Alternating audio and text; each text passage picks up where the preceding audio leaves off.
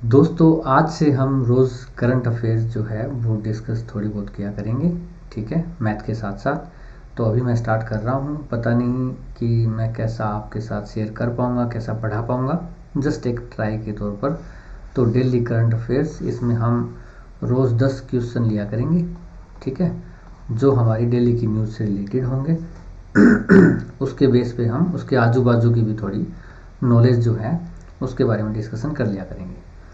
तो आज हम क्या कर रहे हैं, जैसे 27 मई को जो हमारी इम्पोर्टेंट न्यूज़ थी उसके बारे में देखिए। पहला क्वेश्चन, भारत के राष्ट्रीय खेल पुरस्कारों में, देखो भारत के बहुत सारे राष्ट्रीय खेल पुरस्कार हैं, उसमें भारत के राष्ट्रपति द्वारा दिए जाने वाले, देखो बहुत ज़्यादा इम्पोर्टेंट जो खेल पुरस्कार होते हैं ना वो राष्ट्रपति देंगे, और कुछ हो सकता है छोटे लेवल पे दिए जाते हों। ठीक है, तो जो राष्ट्रपति द्वारा दिए जाने वाले खेल पुरस्कार हैं, नेशनल स्पोर्ट्स जो हैं अवार्ड्स हैं, वो पूछें कितने होते हैं। ठीक है, तो इसमें हमारे पास आंसर इसका आएगा 6। ठीक है, 6 प्रकार के राष्ट्रीय खेल पुरस्कार राष्ट्रपति के द्वारा दिए जाते हैं। कौन कौन से वो होते हैं वो भी हम एक एक करके डिस्कस कर लेते हैं।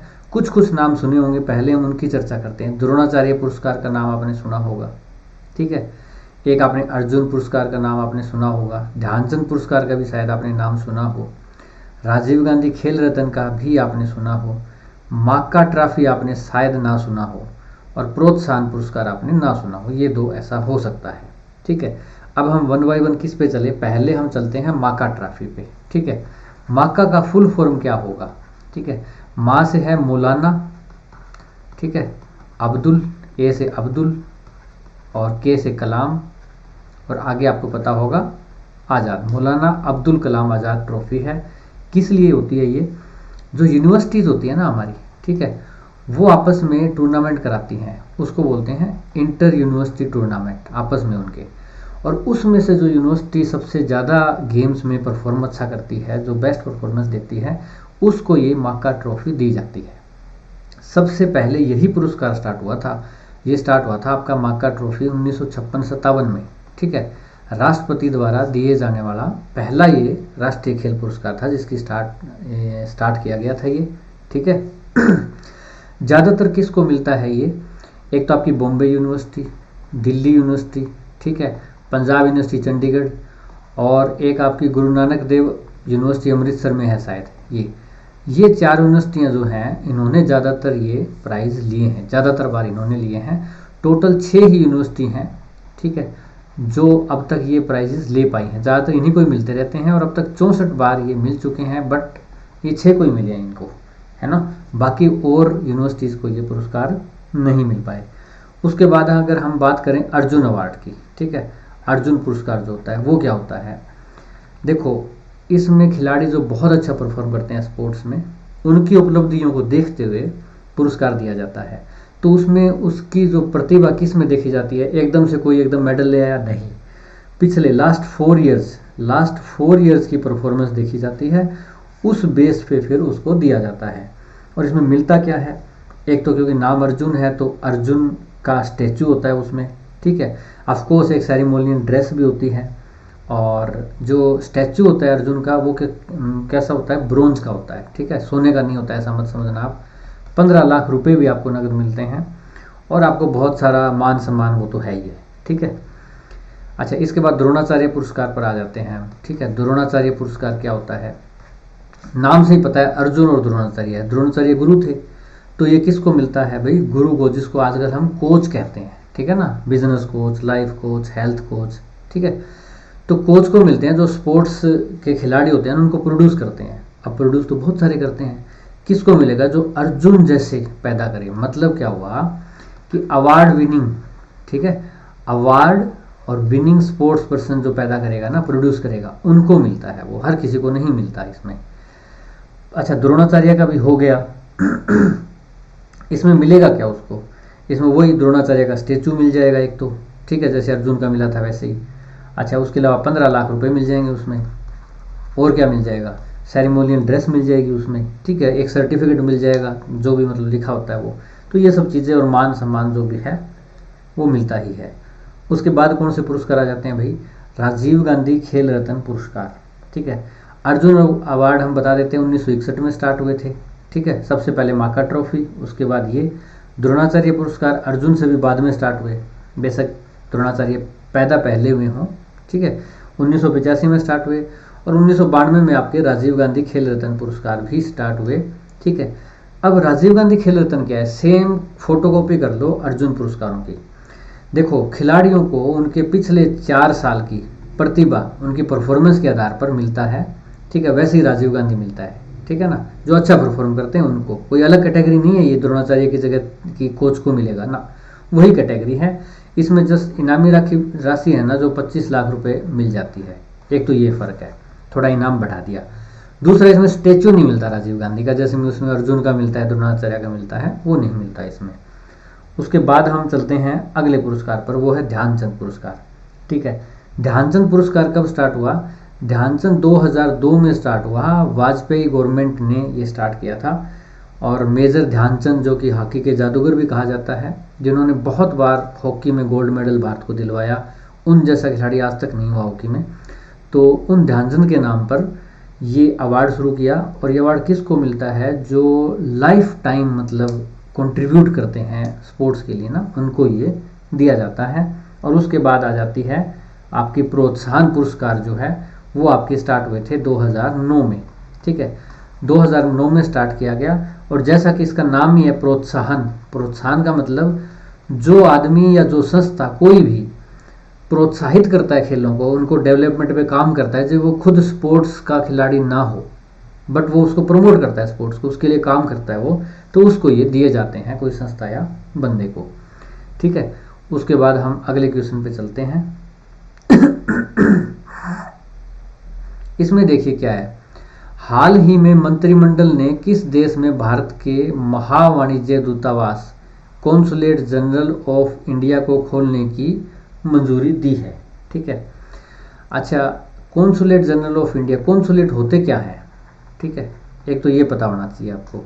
एम्बेसी नाम आपने सुना होगा, कॉन्सुलेट भी कुछ कुछ लोगों ने सुना होगा, ठीक है। देखो, पहले राजा होते थे तो आपस में एक दूसरे के वहाँ वो दूत भेजते थे या राजदूत भेजते थे, ठीक है ना। कहते हैं कि चीनी यात्री फाहियान आया है ना, जहांगीर के दरबार में भी कुछ दूत आए थे। वैसे ही पहले ऐसे होता था, अब थोड़ा फॉर्मल तरीके से है, क्या करते हैं कि अब वहाँ ऑफिस ही खोल देते हैं, रोज रोज जाना आना ना पड़े, है ना। क्योंकि अब ग्लोबलाइजेशन हो गया तो एक दूसरी कंट्री के लोग वहाँ रहने लग गए, धंधा करने लग गए, शादियाँ भी हो गई आपस में, व्यापार भी करते हैं, तो काम बहुत ज़्यादा बढ़ गया, पहले जैसी बात नहीं रही, तो परमानेंट ऑफिस खोल दिए। तो भारत ने जैसे अमेरिका में अपना ऑफिस खोल दिया, तो उसको कहा जाता है एम्बेसी, ठीक है। एम्बेसी कह देते हैं उसको, राजदूतावास भी कह देते हैं उसको, ठीक है। और उसके नीचे फिर क्या किया जाता है, दूतावास और खोल दिए जाते हैं, कॉन्सुलेट खोल दिए जाते हैं, ठीक है। जैसे मान लो अमेरिका बहुत बड़ा है, अमेरिका के साथ भारत का व्यापार भी बहुत ज़्यादा है, ठीक है। और क्या हो सकता है, भारत अमेरिका में बहुत सारे इंडियंस रहते हैं, अलग अलग जगह पे रहते हैं, तो वो वाशिंगटन में जो एम्बेसी है मान लो, ठीक है, वहाँ पे वो नहीं आ सकते सारे काम के लिए, तो उसके लिए क्या किया, न्यूयॉर्क है जैसे, ठीक है, वहाँ पे कॉन्सुलेट खोल दिया, ह्यूस्टन में खोल दिया कॉन्सुलेट, ठीक है, शिकागो में खोल दिया कॉन्सुलेट, ठीक है, अटलांटा में खोल दिया कॉन्सुलेट, ठीक है, सैन फ्रांसिस्को में खोल दिया, ठीक है। टोटल 1 एम्बेसी और प्लस में 5 कॉन्सुलेट खोल दिए, ताकि लोगों को दिक्कत ना आए, कंपनियों के साथ व्यापार वगैरह होना है ना, तो वो भी तेज़ी से हो पाए, ऐसा ना कि हर कोई व्यापारी को भी वाशिंगटन जाना पड़ रहा है ना। तो इस वजह से ये कॉन्सुलेट खोलते हैं। तो अभी में मंत्रिमंडल ने, कैबिनेट ने क्या किया है, डिसीजन लिया है कि हम एक और खोलेंगे। एक्चुअली इस गवर्नमेंट ने बहुत सारे कॉन्सुलेट खोले हैं अफ्रीकन कंट्रीज़ में भी, पिछले 2-4 सालों में आपने देखा होगा, ज़्यादा से ज़्यादा मतलब वर्ल्ड के साथ कनेक्ट कर रहे हैं। तो उसमें उसी कड़ी में एक और खोला गया है, वो कौन सा है, वो मालदीव में खोला गया है, अभी आपने न्यूज़ में देखा होगा आजकल में, एडू सिटी है कोई, एडू सिटी, ठीक है। मालदीव में आपको पता ही है, मालदीव कहाँ है, भारत के नीचे की तरफ आप मानचित्र में देखेंगे समुद्र ही समुद्र है, पानी के बीच में टापू है आपका। टापू भी क्या है, बिखरे हुए टापू है, इतना यूं ऐसे ऐसे ऐसे ऐसे बिखरा हुआ है मालदीव पूरा, छोटे छोटे टापू है, ग्रुप ऑफ आइलैंड है। तो एडू सिटी भी क्या है, वहाँ पे थोड़े बहुत छोटे छोटे आइलैंड को मिलाकर एक सिटी मान लो ये है, ये एडू सिटी है एक तरह से, ठीक है। तो वहाँ पे खोला इन्होंने। तो एम्बेसी है वो तो माले में है, इसकी जो राजधानी हो गई। एम्बेसी हमेशा राजधानी में होती है, कहाँ होती है बच्चों, राजधानी जो कैपिटल होती है ना उसमें तो एम्बेसी होती है। और जो कॉन्सुलेट होते हैं, मान लो सब एम्बेसी कह लो, छोटा उसका ऑफिस, वो जैसे वो है इसका एडू सिटी में खोला जाएगा, अभी मंजूरी मिल गई है उसकी, वो खोलेंगे वो। ठीक है। बात करें किर्गिस्तान की, किर्गिस्तान एक CIS कंट्री है जो रसिया से अलग हुई थी कुछ कंट्रीज 90s में ना, तो काफ़ी ठंडी कंट्री है। किर्गिस्तान में भारत का पहले से ही एम्बेसी है, बिस्केक में है। ठीक है। बलूचिस्तान, बलूचिस्तान आप जानते हो कि पाकिस्तान का एक हिस्सा है, बड़ा विवादास्पद सा हिस्सा है ये। ठीक है ना, यहाँ पे इंसर्जेंसी रहती है, स्टेबलाइजेशन नहीं रहता, लड़ाई दंगा ये वो, कहते हैं कि पाकिस्तान इसमें लोगों पे अत्याचार कर रहा है, वहाँ आंदोलन होते रहते हैं, मतलब इस टाइप का ये हिस्सा है। ठीक है। और बलूचिस्तान के बारे में और क्या खास बात है, इसकी अफगानिस्तान और ईरान के साथ बॉर्डर लगती है। ठीक है ना, आपका जो दक्षिण पश्चिमी हिस्सा है ना, साउथ वेस्ट पार्ट होता है पाकिस्तान का, इंडिया वाली साइड नहीं, दूसरी साइड। ठीक है, उस साइड में लगता है अफगानिस्तान के साथ, और इसकी सीमा लगती है ईरान के साथ। और क्या है, ये सबसे बड़ा है, लार्जेस्ट है, मतलब लैंड के हिसाब से। ठीक है ना, आपका प्रोविंस होते हैं ना, जैसे उनके पास शायद 5 प्रोविंस है, हमारे पास तो जैसे जिले वो राज्य बहुत ज़्यादा हैं, उनमें 5 प्रोविंस है या 4 हैं, 5 होने चाहिए, आप चेक कर लेना। उसमें सबसे बड़ा है ये। ठीक है, लार्जेस्ट प्रोविंस लैंड के हिसाब से है बड़ा। जनसंख्या तो बहुत कम है इसमें, जनसंख्या बहुत कम पाई जाती है इसमें। ठीक है। इसकी राजधानी कौन सी है, बलूचिस्तान की क्वेटा है। ठीक है, क्वेटा इसकी राजधानी है।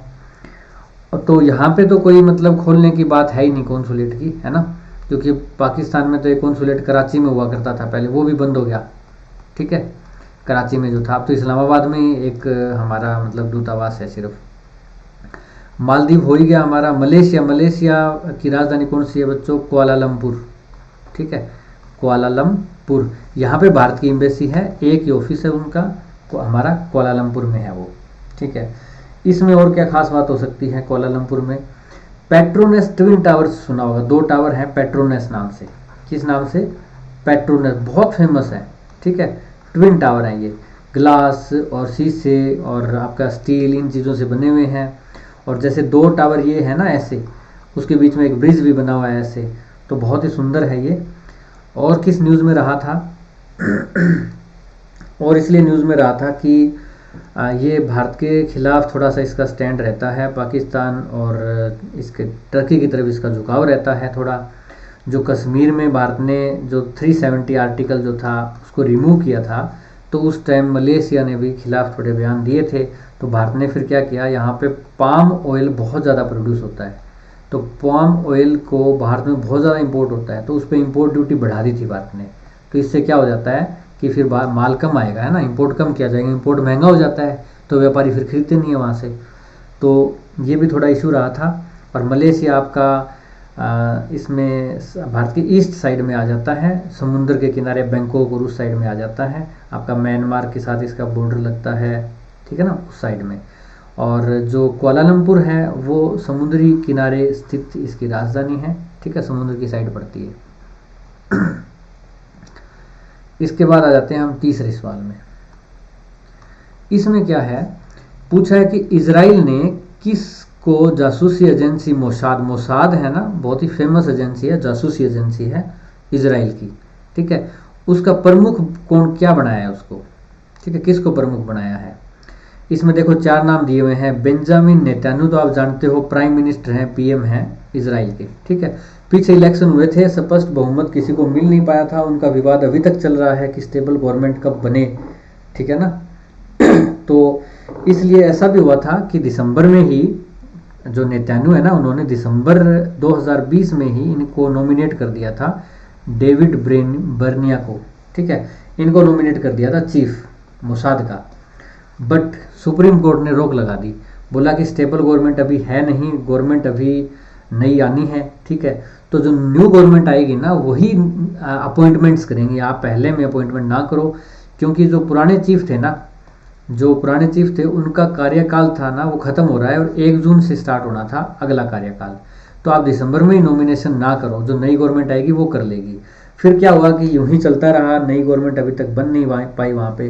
तो अब क्या किया कि अब उन्होंने जो उनका एजी है कोर्ट में, ठीक है, तो उन्होंने इसको क्लियर कर दिया कि ठीक है, इस अपॉइंटमेंट को हम अप्रूव करते हैं और इनको चीफ बना दिया जाए। ठीक है, क्योंकि 1 जून बहुत नज़दीक आ गया है। तो अब मुश्किल भी हो जाएगा, तो उन्होंने इसको अप्रूव कर दिया और इनको बना दिया है डेविड ब्रेनिया को, ठीक है।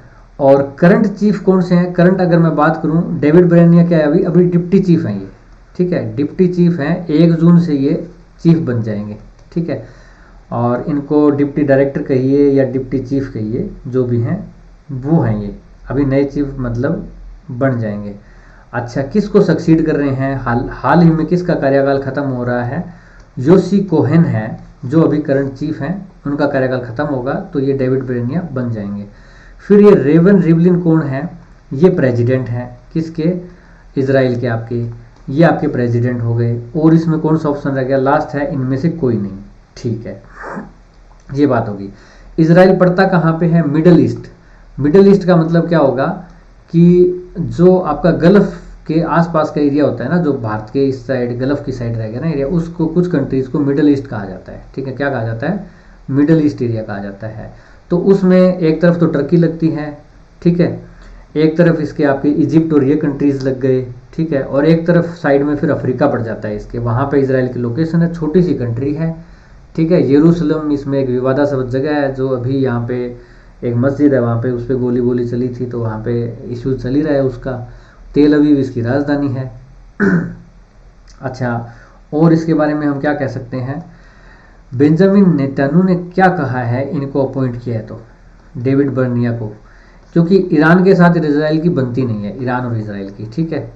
अभी जो आपका आक्रमण वगैरह इनका चल रहा था ना, रॉकेट दागे जा रहे थे हमास के द्वारा, ठीक है। हमास को कहते हैं कि हथियार कौन सप्लाई कर रहा है? ईरान सप्लाई कर रहा है, उसका हाथ है, ठीक है।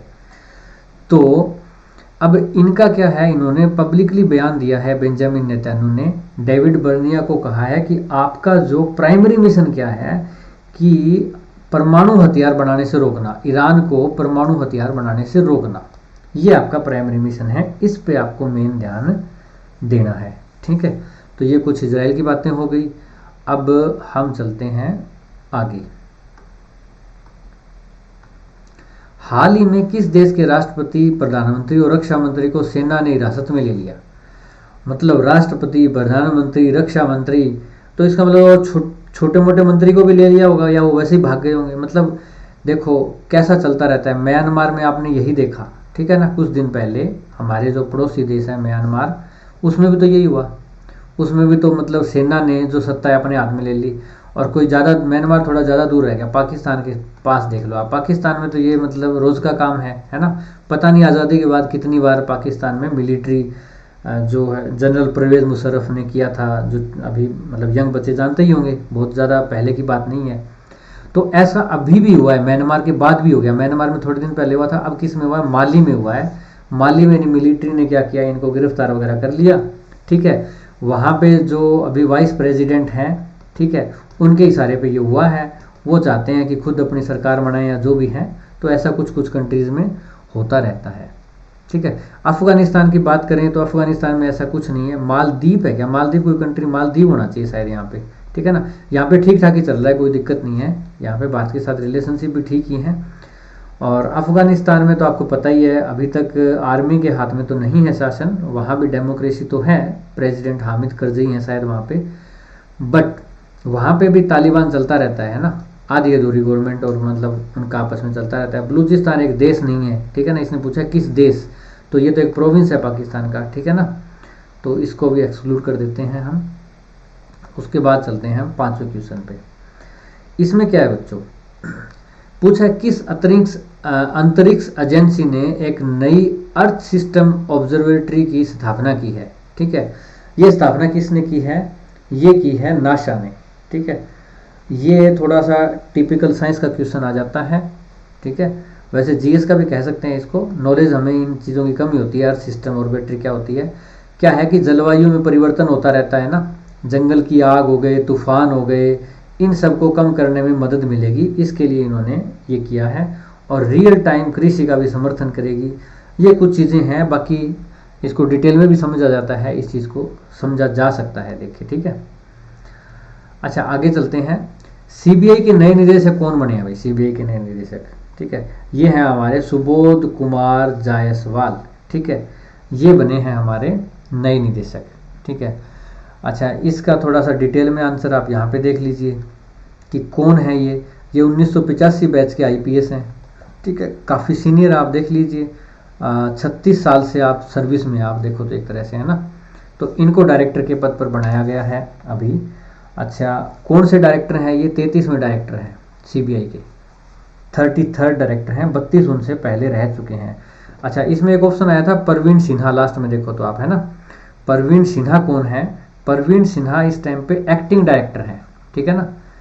कई बार क्या होता है कि डायरेक्टर का पद मान लो खाली होने वाला होता है, जैसे कि पहले कौन थे? ऋषि, ठीक है, ऋषि कुमार थे, तो उनका कार्यकाल था ना जो खत्म हो गया था, ठीक है।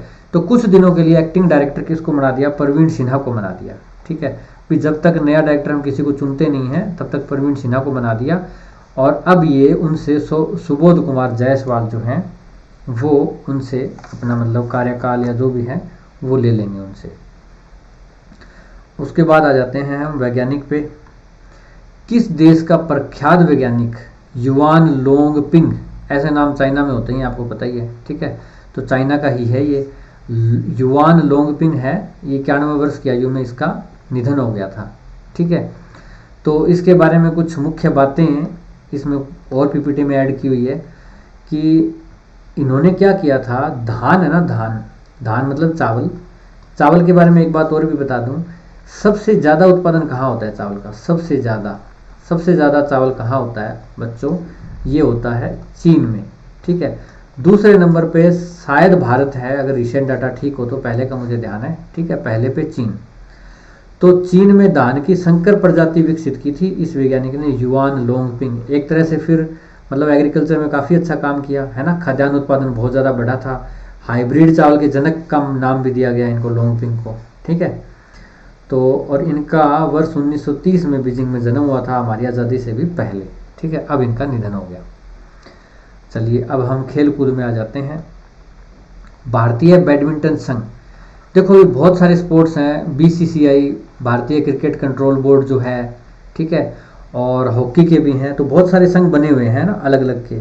तो उसके किस अध्यक्ष को 4 साल के लिए बैडमिंटन विश्व महासंघ, मतलब भारतीय बैडमिंटन संघ का था, अब उसको विश्व महासंघ मतलब उसी का ही वर्ल्ड लेवल पे उसमें चुना गया है, ठीक है। किसको चुना गया है? ये है हिमंत बिस्वा शर्मा।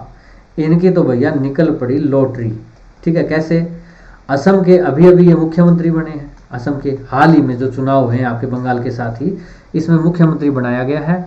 पुराने जो मुख्यमंत्री थे करंटली, उनको नहीं दिया, इस बार इनको मौका दिया, हिमंत बिस्वा शर्मा को, ठीक है।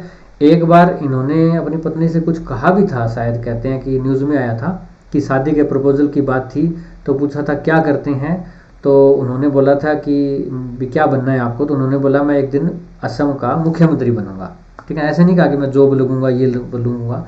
इनकी पत्नी ने बताया एक दिन, है ना, एक न्यूज़ में आ रहा था शायद, ठीक है।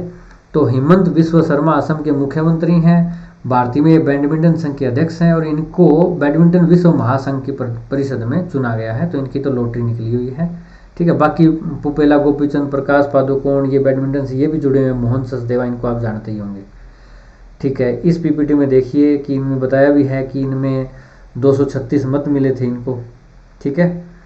और ये क्या लिख रखा है, बैडमिंटन एशिया के भी उपाध्यक्ष थे ये, ठीक है। इनको 236 वर्चुअल वार्षिक आम बैठक मतलब हर साल जो बैठक होती है, वर्चुअल क्यों कहा गया इन्हें, क्योंकि कोविड के कारण ये बैठक हो नहीं रही होगी वैसे फिजिकली, तो मतलब जूम से या व्हाट्सएप से तो नहीं की होगी उन्होंने, जूम या जो भी ऐप से वर्चुअल इन्होंने जो की इनकी बैठक, उसमें इन्होंने इनको चुना गया है, ठीक है। अच्छा, बैडमिंटन एशिया के हाँ लिखा हुआ है, उपाध्यक्ष भी हैं और असम के मुख्यमंत्री भी हैं। इसके बाद चलते हैं हम थोड़ा सा साइंस की ओर। भारतीय विज्ञान शिक्षा और अनुसंधान संस्थान, ठीक है, Indian institute of science education and research, IISER Bhopal में मतलब ये इंस्टीट्यूट बनाया हुआ है विज्ञान साइंस वगैरह को, रिसर्च वगैरह को बढ़ावा देने के लिए, ठीक है। उनके द्वारा अफ्रीकी वायलेट नामक पौधे की एक नई प्रजाति की खोज की गई है, नई प्रजाति की खोज, ठीक है। वो पौधा कहाँ मिला भाई? अफ्रीकी वायलेट नामक पौधा, ठीक है, वो मिला है आपका मिजोरम में। कहाँ पे मिला है?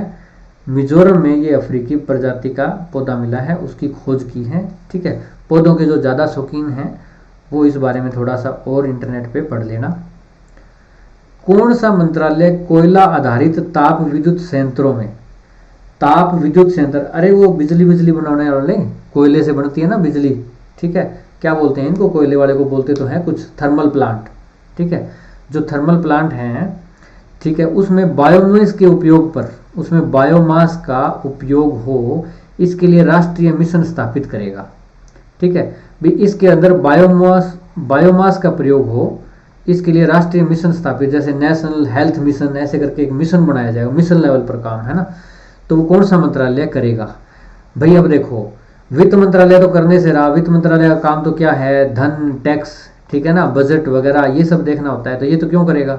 मिनिस्ट्री ऑफ डेवलपमेंट, ऐसी कोई मिनिस्ट्री है ही नहीं, है ना। इंडिया की मिनिस्ट्री जैसे विदेश मंत्रालय, गृह मंत्रालय, बहुत सारे मंत्रालय हैं, है ना, कपड़ा मंत्रालय, तो इसमें मिनिस्ट्री ऑफ डेवलपमेंट नाम की कोई मिनिस्ट्री नहीं है। मिनिस्ट्री ऑफ चाइल्ड डेवलपमेंट है, ministry of women and child development है, मिनिस्ट्री ऑफ स्किल डेवलपमेंट भी है, पर मिनिस्ट्री ऑफ डेवलपमेंट कुछ भी नहीं है। मिनिस्ट्री ऑफ एनर्जी, यही आंसर है आपका, पर इसका सही नाम है ministry of new energy and renewable energy. ठीक है, ऐसे करके ये मिनिस्ट्री है हमारी। ठीक है, रिन्यूएबल एनर्जी कौन सी होती है, जो रिन्यू होती रहती है दोबारा, जैसे आपकी सौर ऊर्जा हो गई, है ना, खत्म नहीं हो जाएगी एकदम से, कोयला तो खत्म हो जाएगा एक दिन, है ना, पर ये रिन्यू होती रहती है। अच्छा, पर्यावरण मंत्रालय, ministry of environment, forest and forest, ऐसे करके मिनिस्ट्री का पूरा नाम है, ये तो है मिनिस्ट्री ऑफ इन्वायरमेंट। बट क्योंकि बात थी थर्मल प्लांट में कुछ करने की, एनर्जी का, कुछ बायोमास का यूज़ करेंगे हम कोयले की बजाय, है ना, तो ये एनर्जी से रिलेटेड है, तो ये आपका आंसर था। मेरे ख्याल से सारे क्वेश्चन हो गए हैं, और हर बार की तरह वीडियो तो मैं लंबी कर ही देता हूँ, कोशिश करूँगा कम में कराऊँ। ठीक है, तो सभी का थैंक्स।